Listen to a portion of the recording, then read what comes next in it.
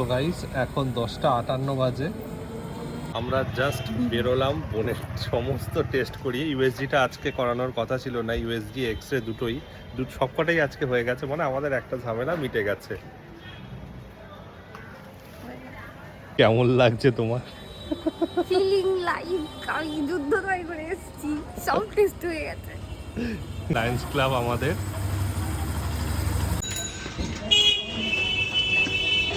তুই করতেটা কি চাইছিস?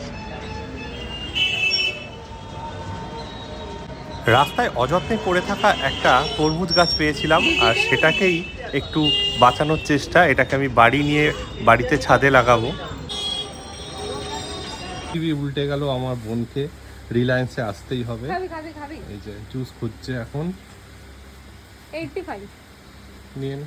মশলা পমগ্রেনেট। মশলাটা ভালো হবে, ট্যাং স্পাইসি হয়। নর্মাল পমগ্রেনেটটা বাকি না, ক্র্যানবেরি জুস আছে খাবি? না ক্র্যানবেরি ভালো লাগবে না। তো টক আমি ক্র্যানবেরি। বাড়ি যাওয়ার পথে আমাদের কীর্তি দেখো, আমরা এখানে কাকু গোলা বিক্রি করছে, আর সেই গোলা আমরা খেতে শুরু করে দিয়েছি।